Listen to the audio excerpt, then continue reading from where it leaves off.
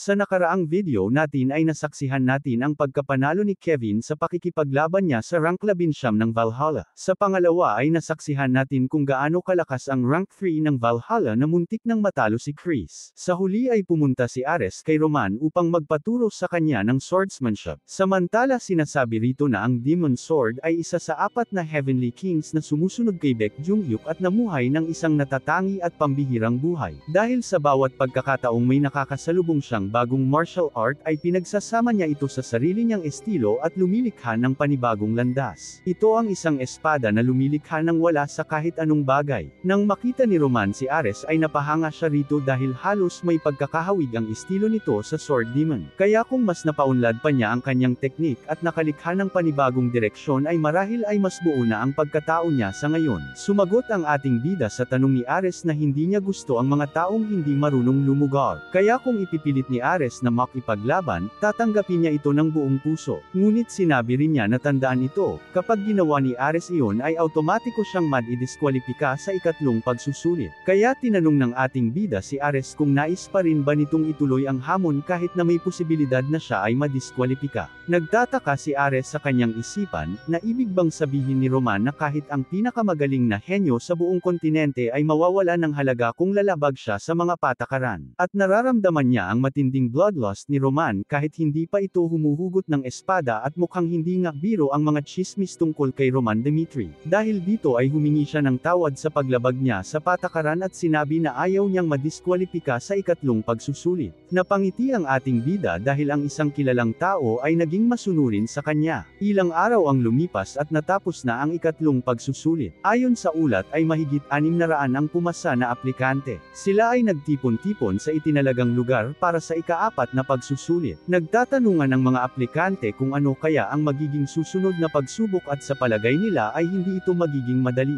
Makikita sina Fabier at Logan na pati na rin si Fred ay nakapasa rin sa pagsusulit kahit na pareho silang natalo. Makikita rin si Ares na nakangiti sa isang tabi, na waring hindi iniisip kung ano man ang ika-4 na pagsusulit. Binati ni Roman ang lahat ng nakapasa sa ikatlong pagsusulit dahil bawat isa sa kanila ay napatunayang may sapat silang kakayahan na maging sundalo ng Dimitri. Pagkatapos ay inihayag niya na sisimulan na nila ang ika-4 na pagsusulit upang maging ganap na sundalo ng Dimitri. Ngunit bago nila ito ipagpatuloy ay sinabi ni Roman na alam niyang may mga spy mula sa ibang bansa na nakihalo sa kanilang hanay. Seryoso niyang sinabi na mayroon silang eksaktong 10 minuto dahil ang sinumang aamin ng kanilang pagkakakilanlan sa loob ng panahong iyon ay patatawarin niya, dahil ipinapangako niya ito sa ngalan ng dangal ng pamilyang Dimitri. Dahil doon ay natakot ang mga spy na ipinadala ng iba't ibang bansa upang makapasok sa Dimitri. Binunot ng ating bida ang kanyang espada at sinabi na kung walang aamin pagkalipas ng itinakdang oras ay ituturing niya itong pagsang-ayon na sila'y papatayin. Naiinis naman ang isang spy at iniisip kung natukoy na ba siya ng ating bida. Sa isip niya ay kilala si Roman bilang demonyo ng labanan at hindi ito kumukuha ng bihag sa gitna ng digmaan. Kaya't natatakot siya at humingi ng tulong sa Diyos na sana ay iligtas siya dahil ayaw pa niyang mamatay. Maya-maya ay may isang taong nagtanong na kung totoo bang niya sila kahit paaminado silang spy. Lumapit ang isang kalbo sa harap at ikinwento na sumali siya sa pagsusulit na ito bilang kinatawan ng imperyo ng Valhalla. Kaya't nakikiusap siya na patawarin niya siya sa pagkakataong na ito. Pinuri naman ni Roman ang matalinong desisyon ni Deshain. Nagulat ang kalbong si Deshain nang mabanggit ng ating bida ang kanyang pangalan na isang patunay na alam na pala nito na isa siyang espiya mula pa sa simula. Nagsalita ang ating bida at sinabing paninindigan niya ang kanyang salita na patatawarin siya, kaya't taos-pusong nagpasalamat si Deshain. Dahil dito ang iba pang mga spy mula sa iba't ibang bansa ay nagsimulang umamin na sila rin ay ipinadala ng Kronos upang maging espiya sa loob ng Dimitri.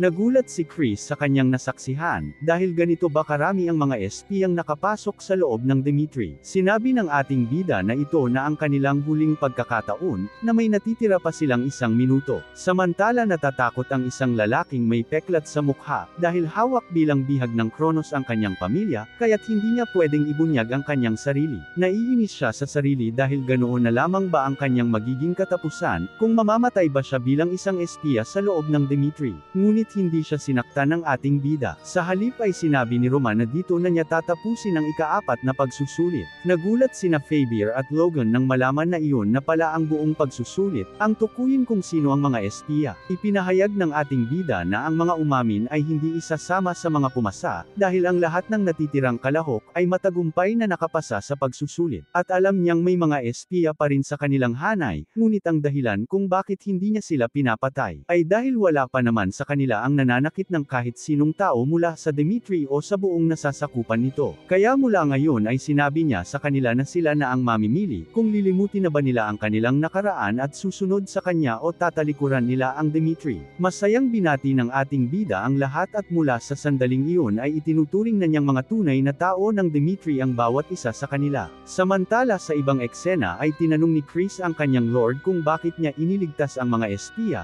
dahil sa totoo lang ay hindi niya maintindihan ang naging desisyon nito. Sinabi ni Roman kay Chris na kahit na may kontrol siya sa isang kahangahangang intelligence guild ay imposibleng makontrol ng perpekto ang lahat ng espiya na nagtatago ng kanilang pagkakakilanlan. Kaya tinanong niya si Chris kung kakayanin niya bang kontrolin ang buong intelligence sa buong imperyo. Sumagot si Chris na hindi rin niya kakayanin iyon. Sinabi naman ni Roman na sa halip na lubos silang kontrolin ay ipapakita niya sa kanila ang tamang landas ng Dimitri. At tinanong niya si Chris kung magiging isa siyang espiya na mula sa Kronos at personal niyang naranasan na makaharap siya, na kung magagawa niya pa bang pagtaksilan siya ng walang pag-aalinlangan. Sumagot si Chris kung siya ang nasa posisyon nila, hinding-hindi niya siya pagtataksilan habang siya'y nabubuhay. Samantala sa ibang eksena ay makikita si Alexander na nakatayo sa tuktok ng isang bundok. Makikita na nag-iipon siya ng mahika dahil kailangan niyang maghanda para sa susunod na yugto. Pagkatapos nito ay pinakawalan niya ang kanyang mahika na nagdulot ng matinding pagkawasak sa lupa. Sinabi ng baliw na emperador tungkol kay Roman Dimitri, na tingnan nila kung kaya niya talagang hawakan ang kapangyarihan niya. Sa isip niya ay matagumpay nang nakapasok sa loob ng Dimitri ang kanyang mga fragment,